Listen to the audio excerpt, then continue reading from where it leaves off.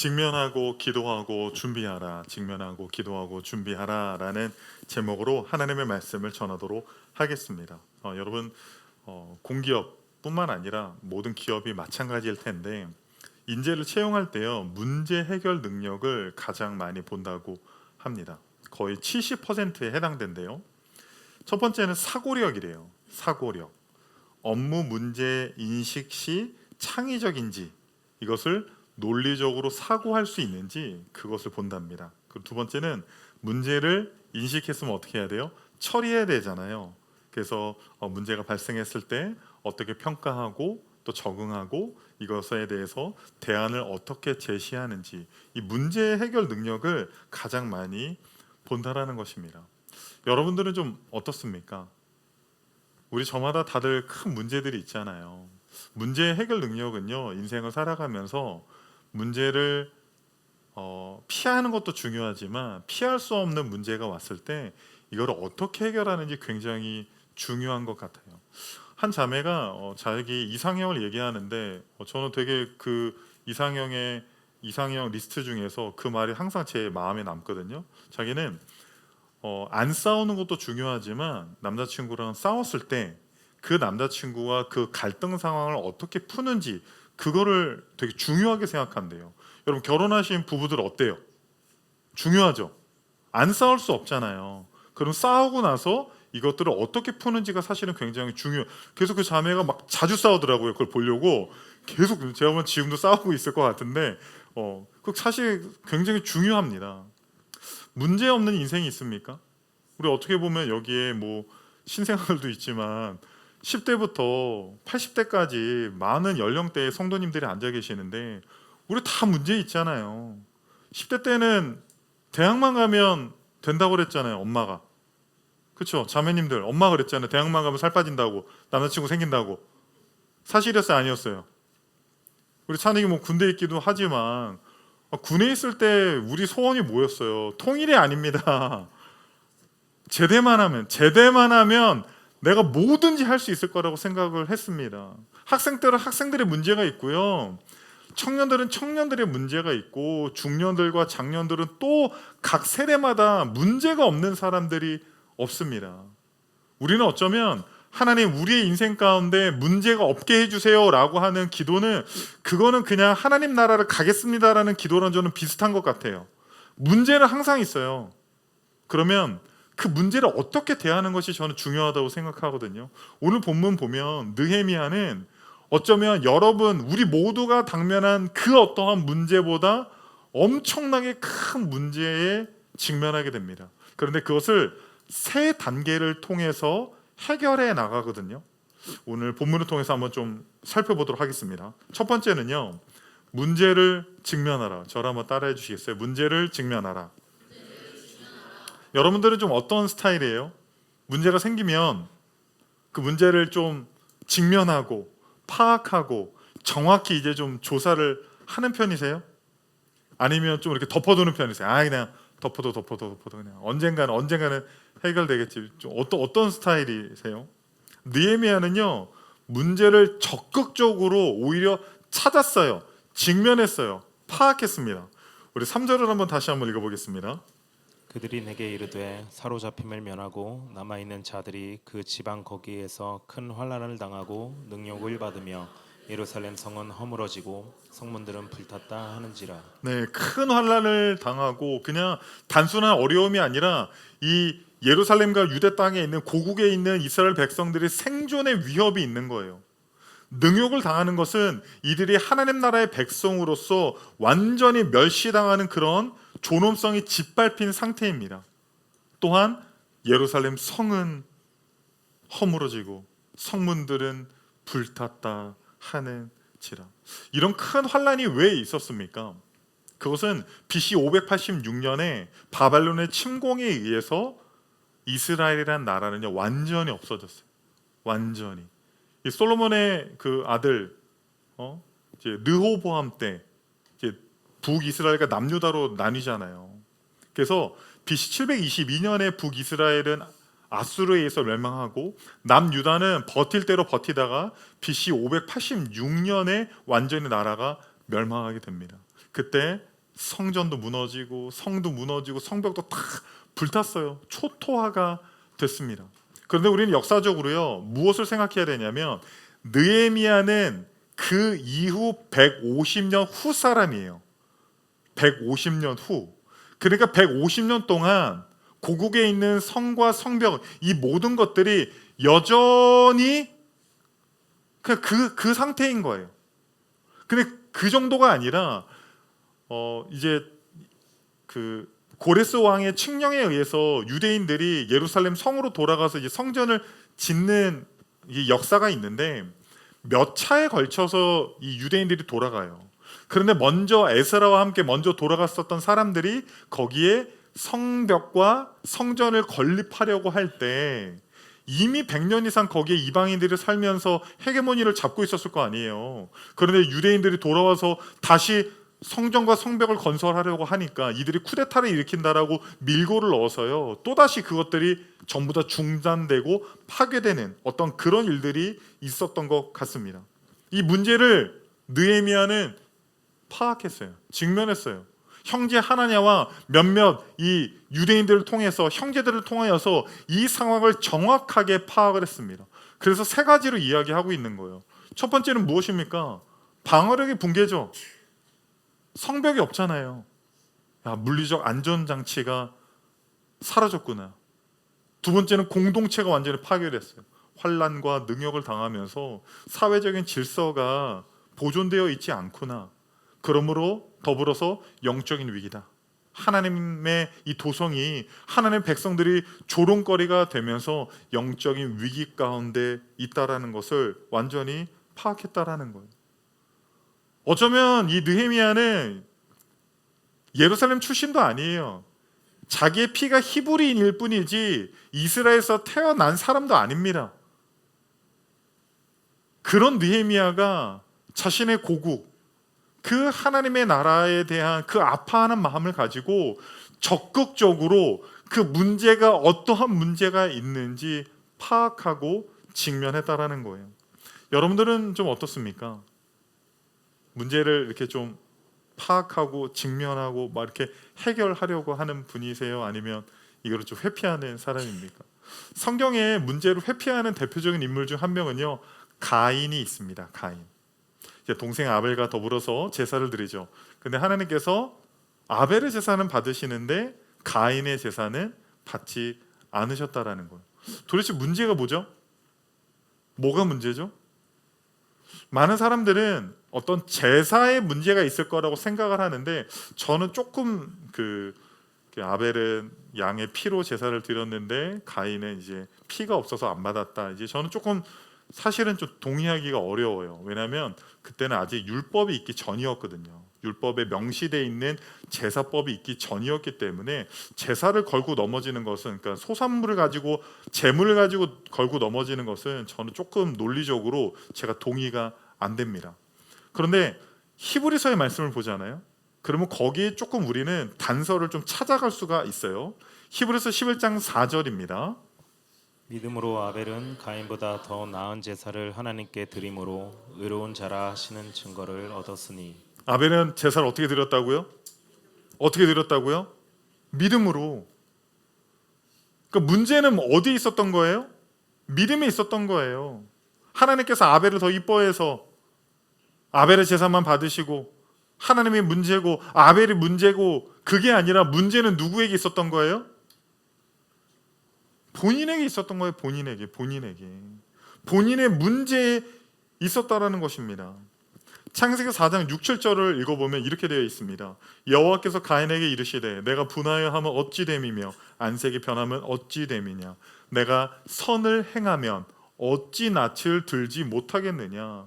네가 선을 행했으면, 네가 믿음으로 너의 중심으로 하나님께 예배를 드렸으면 내가 받았을 터인데, 너는 지금도 아벨이 문제라고 생각하고 있고 너보다 아벨을 더 좋아하는 하나님이 문제라고 생각하고 있지 않느냐. 결국에 문제의 근원을 찾지 못한 가인은 어떻게 했어요? 동생을 돌로 쳐 죽였어요. 문제는 자기한테 있는데 자꾸 문제를 다른 데서 찾게 되는 거예요. 여러분 혹시 그 금쪽이 나오는 거 혹시 가끔 보십니까? 오은영 박사님이 그 솔루션 해주잖아요. 저희 집에도 이제 금쪽이가 이제 있으니까 저도 이제 가끔씩 보는데 한 번은 충격적이었어요.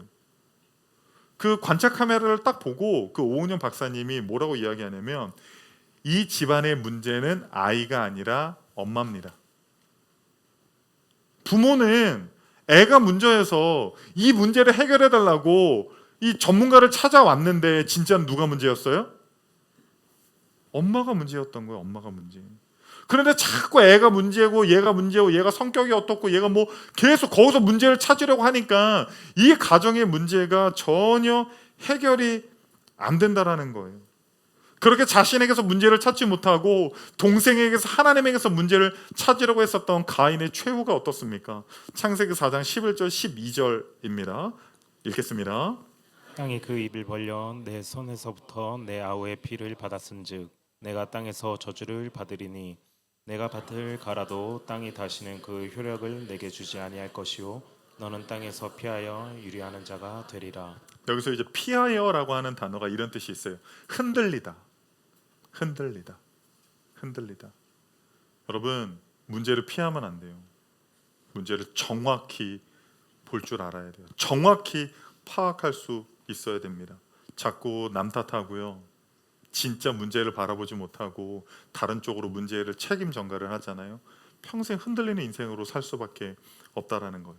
1986년 1월 28일 미국 우주 왕복성 챌린지호가 발사된 지 73초 만에 공중에서 폭발을 했어요. 73초 만에. 채 2분이 되지 않아서. 그런데 조사를 해보니까 이 폭발로 인해서요, 이 엘리트 조종사들 7명이 전원 사망했습니다. 이것이 전 세계에 생중계되고 있었어요. 문제를 조사를 해보니까요, 로켓 연결부의 고무 패킹이 추운 날 취약하다라는 거예요. 이걸 알았을까요? 몰랐을까요? 알았어요. 죄송해요. 알았어요. 그래서 엔지니어들이 책임자들에게 추운 날에는 이 고무 패킹이 취약하기 때문에 위험합니다. 발사 전날, 발사 당일날 날씨가 춥다라는 걸 알고 엔지니어들이 책임자들 찾아갔어요. 이거 위험하다. 이러다가 이거 큰 사고 난다라고 몇 차례 경고를 했습니다. 그런데 책임자들이 그 경고를 묵살을 했어요. 왜요? 일정에 대한 압박 때문에, 정치적인 압력 때문에, 조직에 대한 체면 때문에 그날 정확하게 전 세계인들 앞에서 챌린저호가 성공적으로 발사되는 것을 보여주고 싶었다라는 거예요. 그리고 결국 7명의 엘리트 우주 비행사들은 목숨을 잃었고 미국의 우주 프로그램은 수년간 멈춰서야 됐다라는 거예요. 무엇이 문제였습니까? 날씨가 문제였죠? 날씨가 추워서 날씨 때문에 이렇게 된 거야. 아니면 고무 패킹, 이 고무 패킹이 문제여서 이것 때문에 이런 일이 생긴 거야. 진짜 문제는 그 문제를 알고도 문제를 회피한 책임자들에게 있었다라는 사실입니다. 사랑하는 성도님들, 믿음의 사람 느헤미야는 적극적으로 문제를 직면했습니다. 그냥 들려오는 소리를 통해서 문제를 파악한 것도 아니에요. 동생 하나냐와 이 형제들을 통하여서 그 고국 예루살렘과 유대 땅에 어떤 문제가 있었는지 적극적으로 알아봤고 직면했고 그것들을 파악할 수 있는 능력이 있었다라는 사실입니다. 두 번째는요, 그 문제를 가지고 어떻게 하냐면 느헤미야는 이제 문제를 파악했잖아요. 그럼 뭐 해야 돼요? 해결해야 되잖아요. 그런데 느헤미야는요, 하나님께 기도합니다. 우리 4절을 한번 같이 읽어보겠습니다. 내가 이 말을 듣고 앉아서 울고 수일 동안 슬퍼하며 하늘의 하나님 앞에 금식하며 기도하여. 그 문제를 듣고 그 문제를 파악하고 정확하게 문제를 직면했을 때 우리는 어떻게 해요? 막 해결하려고 하잖아요. 애가 성적표를 갖고 왔는데 다른 건 다 잘하는데 수학만 막 비가 내려. 지금은 초등학교 시스템이 뭐 이렇게 시험이 없다고 하는데 우리 때는 수, 미, 양, 가로 이거 나눴잖아요. 그 다른 건 다 수인데 이 산수, 수학이 가야 뭐 양이거나. 그 우리 어떻게 해요? 애 데리고 와서 기도해요? 너 지금부터 1시간씩 기도해야 돼 나랑 같이. 어디 막 찾아보잖아요. 어디 수학학원이 좋은지, 어느 선생님이 뭐 전문가지, 그걸 뭐 찾아본다는 말입니다. 문제가 발생했을 때 우리는요, 사실은 기도하기보다 막 해결하려고 해요. 그런데 느헤미야는 어떻게 했습니까? 기도했어요. 그런데 그 기도의 대상을 느헤미야 1장 4절은 뭐라고 말하고 있어요? 그냥 하나님이 아니라 어떤 하나님이요? 하늘의 하나님. 이 하늘의 하나님이라는 것은 무슨 뜻입니까? 온 우주 만물을 창조하신 하나님, 모든 나라를 통치하시는 하나님, 페르시아 왕보다 더 높은 곳에 계시며 이 바벨론 제국보다 그 어떠한 나라보다 전능하신 진정한 왕 중의 왕이라는 고백을 하고 있다라는 것입니다. 이 느헤미야는 이렇게 고백한 거예요. 아닥사스다 왕보다 하늘의 하나님이 더 높은 곳에 계십니다. 이 페르시아 제국보다 하늘의 하나님이 더 전지전능하십니다. 이 예루살렘의 회복은 우리 하늘에 계신 하나님만이 하실 수 있다라는 그 믿음을 가지고 있었다라는 사실입니다. 레이먼드 브라운은 이 부분에 대해서 이렇게 말을 했습니다. 우리 같이 한번 읽어보겠습니다. 느헤미야는 진짜 권세가 페르시아 궁전이 아니라 하늘 보좌에 있음을 알았다. 네, 진짜 권세는 어디에 있어요? 진짜 권세는 어디 있어요? 진짜 힘은 어디 있어요? 진짜 해결책은 어디 있어요? 세상에 있는 것이 아니라, 왕에게 있는 것이 아니라, 다른 방법에 있는 것이 아니라 하나님께 있기 때문에 문제가 발생했을 때 그는 무릎을 꿇고 하늘의 하나님께 기도할 수 있었습니다. 우리 느헤미야 1장 5절을 한번 읽어보겠습니다.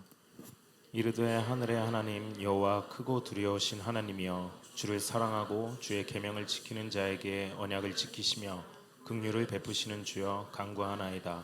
여기서 하나님을 세 가지로 부르죠. 크고 두려우신 하나님. 이 문제보다 누가 크다고요? 하나님이 더 크십니다. 언약을 지키시는 하나님, 다윗에게 그 약속하셨던 그 언약을, 그 약속을 반드시 지킬 거라는 그 믿음이 있었다라는 거예요. 그리고 그 크고 두려우신 약속을 지키시는 하나님은 또 뭐가 있으세요? 긍휼의 하나님. 여러분, 이스라엘이 왜 망했습니까? 하나님이 안 지켜줘서요? 그들의 죄 때문이에요. 하나님을 섬기지 않고 우상을 섬기는 그들의 죄로 말미암아 멸망한 것입니다. 그럼에도 불구하고 느헤미야가 기도하는 이유는 뭐예요? 비록 우리의 죄 때문에 예루살렘 성전은 무너지고 성벽은 불탔지만 긍휼이 많으신 하나님께서 반드시 그 약속을 지키시며 다시 회복시키실 것을 믿었다라는 거예요. 멀빈 브레민이라는 학자는 이런 말을 했습니다. 우리 같이 한번 읽어보겠습니다. 느헤미야의 기도는 수동적 체념이 아니라 적극적 믿음이었다. 그는 하늘의 하나님이 행하실 수 있고 행하실 것이라고 믿었다. 여러분, 우리는 때로는 기도를 되게 수동적인 거라고 생각해요. 그렇죠? 야, 네가 해야지, 가서 돈 벌어야지, 공부해야지, 왜 기도만 하고 있어? 라고 생각을 하잖아요. 그런데 여러분, 뭐라고 말합니까? 기도는 수동적인 게 아니래요. 기도는 적극적이라는 거예요. 여러분, 어떤 사람이 기도할 수 있는 줄 아십니까?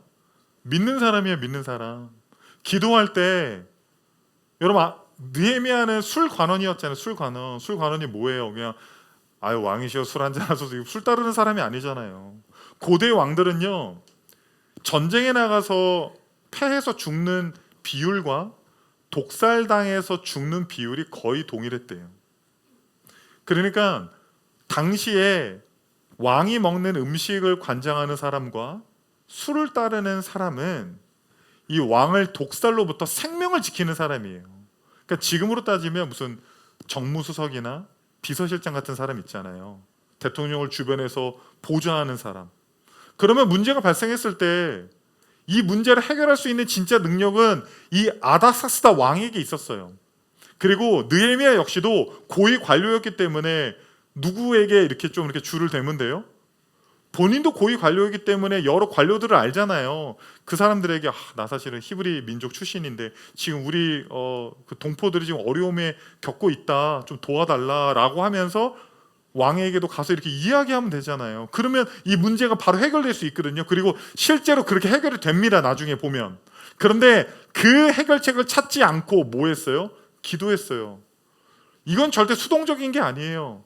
적극적인 믿음의 행동이라는 거예요. 왜냐?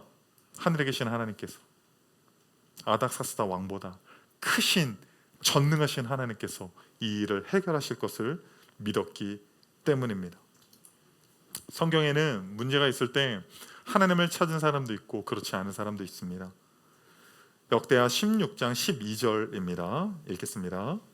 아사가 왕이 39년에 그 발이 병들어 심히 중하나 그 병이 있을 때 그가 여호와께 구하지 아니하고 의사들에게 구하였더라. 네, 지금 뭐라고 이야기하고 있습니까? 아사는 처음에는 굉장히 좀 의로운 왕이었습니다. 병들었을 때 의사에게 가는 게 왜 나쁜 건가요? 라고 여러분 이야기할 수 있어요. 목사님도 아프면 병원 가잖아요. 의사에게 몸을 보이잖아요. 네, 맞습니다. 그런데 이 지금 성경이 말하고 있는 것은요, 의사에게 간 것을 나쁘다고 말하는 것이 아니에요. 여호와께 묻지 않은 것, 여호와께 기도하지 않은 것, 여호와를 의지하지 않은 이 아사 왕의 실태를 보여주고 있는 것입니다. 우리가 아프면 약도 먹고 병원도 가고 다 그렇게 하죠. 그런데 지금 하나님이 지적하시는 것은 네가 의사에게 간 것이 문제가 아니라 나를 의지하지 않은 것이 문제라고 이야기를 합니다. 그런데 오히려 여호사밧이라는 왕은 문제가 왔을 때 하나님 앞에 기도합니다. 역대하 20장 3절 4절입니다. 여호사밧이 두려워하여 여호와께로 낯을 향하여 간구하고 온 유다 백성에게 금식을 선포하며 유다 사람들이 여호와께 도우심을 구하려 하여 유다 각 성읍에서 모여와서 여호와께 간구하니라. 모압과 암몬의 대군이 쳐로 들어온다는 소식을 들었습니다. 그럼 어떻게 해야 됩니까? 어떻게 해야 돼요? 군대 장관을 불러다가 어떻게 방비할지 막 회의를 하고 작전을 구상해야 되잖아요. 그런데 어떻게 해요? 절체절명의 순간에 기도하는 거예요. 여호와께 낯을 향하는 거예요. 즉시 하나님께 무릎 꿇고 기도하며 온 나라의 금식을 선포하며 본인만 기도하는 것이 아니라 다른 사람들도 함께, 백성들이 함께 기도할 수 있도록 했다라는 거예요. 그러자 하나님께서 어떻게 하십니까? 병사 한 명도 잃지 않게 하세요.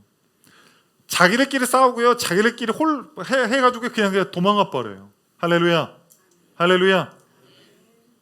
역대하 20장 12절입니다. 우리 같이 한번 읽겠습니다. 우리 하나님이여 그들을 징벌하지 아니하시나이까. 우리를 치러 오는 이 큰 무리를 우리가 대적할 능력이 없고 어떻게 할 줄도 알지 못하옵고 오직 주만 바라보나이다. 오직 주님만 바라보는 거예요. 주님만. 기도하는 사람은요, 주님을 바라보는 사람이에요. 주님께서 반드시 이 일을 하실 수 있음을 믿고 하나님께 해결책이 있다는 걸 믿는 사람만이 기도할 수 있는 사람입니다. 여러분, 우리가 두 개 살펴봤죠. 아직 안 끝났어요. 하나 남았어요. 첫 번째가 뭐였어요? 문제를 회피하면 안 됩니다. 문제를 직면해야 돼요. 두 번째는 뭐였어요? 그 문제가 왔을 때 하늘의 하나님께 기도하는 사람이 되어야 돼요. 마지막 세 번째는 무엇입니까? 최선으로 준비해야 합니다. 느헤미야 1장 11절입니다. 읽겠습니다. 주여 구하오니 귀를 기울이사 종의 기도와 주의 이름을 경외하기를 기뻐하는 종들의 기도를 들으시고 오늘 종이 형통하여 이 사람 앞에서 은혜를 입게 하옵소서 하였나니 그때 내가 왕의 술 관원이 되었느니라. 네. 여러분, 이 느헤미야가 문제를 딱 알았을 때 기도하잖아요. 얼마나 기도했을 것 같아요? 얼마나? 4개월 동안 기도해요. 4개월 동안. 4개월 동안 기도하는데 4개월 동안 기도만 한 게 아니에요. 준비했어요. 준비. 성경은요, 보면 기도만 하는 사람 없어요. 모세도요, 기도하고 행동하는 사람이었고, 여러분 쉬지 말고 기도하라고 누가 말해요? 사도 바울이 이야기하죠. 그런데 누구보다도 그냥 전 세계를 돌아다니잖아요. 복음을 전하기 위해서 엄청나게 돌아다닙니다. 여호수아 역시도 하나님 앞에 나아가서 기도하지만 가나안 땅을 정복하기 위해서 행동하는 사람이었다라는 거예요. 여러분, 우리는 신앙생활을 하다 보면 교회에서 양극단의 사람들을 만날 때가 있습니다. 문제가 있을 때 첫 번째 부류의 사람은요, 기도만 해요. 기도만. 그리고요, 뭐라고 이런 사람들 특징이 뭐냐면 하나님께 다 맡겼어.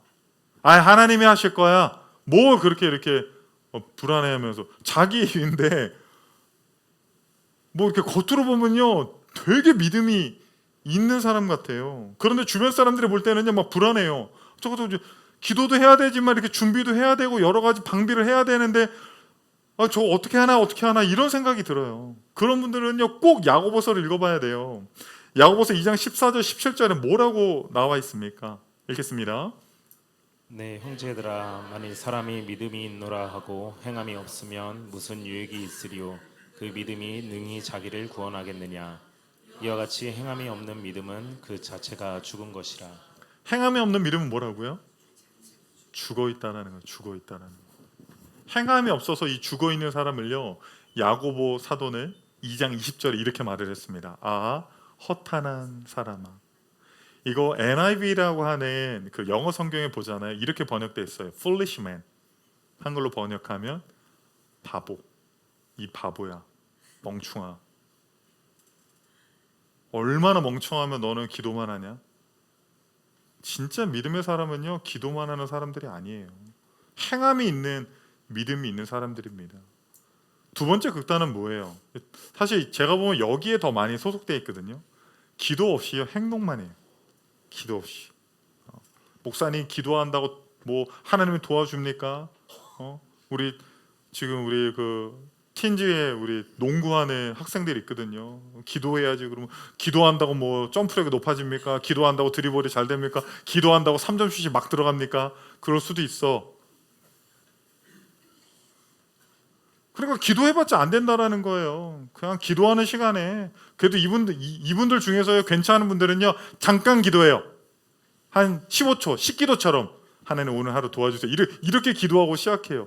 짧게 기도하고 시작한 거를 마치 뭐 대단하게 기도한 것 마냥 그래서 문제가 있을 때요 막 인맥 동원하고 자기가 노력하고 뭐 어떻게 해서든 이것들을 다 해결하려는 그 사람들이 있습니다. 제가 그분들에게는요 이 말씀을 좀 알려드리고 싶어요. 시편 127편 1절에서 2절입니다. 여호와께서 집을 세우지 아니하시면 세우는 자의 수고가 헛되며 여호와께서 성을 지키지 아니하시면 파수꾼의 깨어 있음이 헛되도다. 너희가 일찍이 일어나고 늦게 누우며 수고의 떡을 먹음이 헛되다. 그러므로 여호와께서 그의 사랑하시는 자에게는 잠을 주시는도다. 네, 우리의 수고가 헛되대요. 그렇게 노력했는데, 그렇게 공부했는데, 그렇게 잠도 줄여가면서 그렇게 애를 썼는데 우리의 인생에 얼마나 헛된 일들이 많이 있었습니까? 우리가 수고해야 하지만 밤새 성을 지켰지만 잠깐 졸았는데 그때 적군이 쳐들어오면 어떻게 할 거예요? 여호와께서 성을 지키지 않으면요 우리의 노력이 다 헛되다라는 것입니다. 느헤미야는 기도만 하는 사람이 아니었어요. 4개월 동안 기도하면서요 수많은 것들을 준비를 했습니다. 이제 이 일을 해결할 수 있는 사람이 누구예요? 실제적으로 하나님이시지만 실제적으로 해결할 수 있는 사람은 자신에게 도움을 줘야 되는 사람은 누구예요? 왕이잖아요. 왕. 그러니까 이 왕이 나에게 물어볼 때 왕이 나중에 느헤미야 읽어보면 물어봐요. 너 무슨 일이 있니? 이렇게 물어봅니다. 그때요 이 느헤미야가 정확히 얘기를 해요. 준비가 돼 있는 거예요. 준비가. 하나님이 여러분에게 내가 너에게 무엇하여 주기를 원하느냐 소원을 얘기하라. 3초를 드릴게요. 시작. 1, 2, 3. 아무도 얘기 안 했어. 물론 이제 설교 시간이니까 말씀 안 하신 건데 뭔가 준비돼 있어야 된다라는 거예요.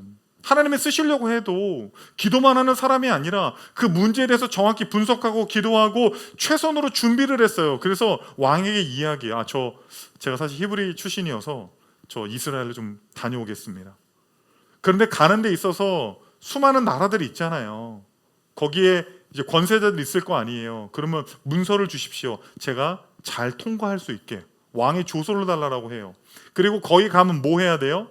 성벽을 재건해야 되죠. 그럼 뭐가 필요해요? 자재가 필요하죠. 그 자재까지도 달라고 해요. 그러니까 이 느헤미야는요 문제를 직면했고 기도했을 뿐만 아니라 최선으로 모든 이것들을 어떻게 하면 해결할 수 있는지 전부 다 준비되어 있었어요. 그래서 이 왕이 아닥사스다 왕이 너 뭐 필요한 거 있니? 라고 했을 때 그 모든 것을 순서대로 명확하게 다 이야기를 했다라는 것입니다. 데릭 키드너는요 이런 말을 했습니다. 같이 한번 읽겠습니다. 느헤미야는 건강한 현실주의와 하나님에 대한 전적인 신뢰를 결합했다. 그는 기도의 사람이었지만 또한 신중한 계획의 사람이었다. 그의 영성이 그를 만들지 않았고 그의 실용성이 그를 비영적으로 만들지 않았다. 그러니까 저도 이제 막 기도만 하던 시절도 있었어요. 아니면 반대로 제가 두 극단 얘기했잖아요. 기도만 하고 아무것도 안 하는 사람, 또 반대 부류는 기도 안 하고 그냥 막 열심히 사실 그게 다 저의 신앙생활에 이런 모습 저런 모습이 다 있었어요. 진짜 영성의 사람은요 기도만 하는 사람 아니에요. 하나님이 우리에게 기도를 하면요 길을 열어주시고 사람을 붙여주시고 내가 어떻게 해야지 고민하잖아요. 고민하면서 기도하잖아요. 여러분 문제라는 건 뭐예요? 여러분이 해결할 수가 없는 거예요. 일단 어렵다고요.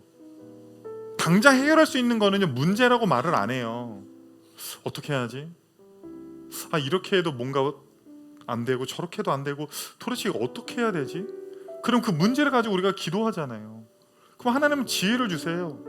사람을 붙여주세요. 그 일을 계속 그 문제를 품고 기도하면 행동할 수 있는 사람이 될 수밖에 없다라는 거예요. 진짜 영성의 사람, 진짜 하나님이 쓰시는 사람은요 기도하면서 행동하는 사람이에요. 누구처럼? 느헤미야처럼. 잠언 21장 31절을 한번 읽어보겠습니다. 싸울 날을 위하여 마병을 예비하거니와 이김은 여호와께 있느니라. 싸울 날을 위하여서 기도해라 라고 되어 있지 않아요. 싸울 날이 와도 전쟁이 있어도 그냥 누워 있어라, 편안히 있어라, 기도만 해라 그렇게 얘기 안 해요. 싸울 날이 올 것이다, 전쟁의 때가 올 것이다, 마병을 예비해라. 그러면서 하나님이 뭐라고 이야기합니까? 그러나 전쟁의 승리는 나에게 있다, 너에게 있는 것이 아니라. 이게 진정한 기독교인의 영성이에요. 영성. 오늘 우리는 세 가지를 살펴봤습니다. 첫째는 뭐예요? 여러분 문제 덮어놓으면 안 돼요. 회피하면 안 돼요. 책임 전가하면 안 돼요. 자꾸 남편 때문에, 아내 때문에, 자식 때문에, 직장 때문에, 뭐 때문에 문제를 직면해야 돼요. 힘들더라도 파고 들어가야 돼요. 그리고 그것을 가지고 하셔야 됩니다. 하나님 앞에. 그리고 우리가에게 주신 모든 재능을 다 넣어서 최선으로 준비해야 합니다. 참 하나님 저의 인생에서 문제가 없게 해주세요 라고 하는 기도는 저는 이런 기도 같아요. 하나님 저를 빨리 데려가세요.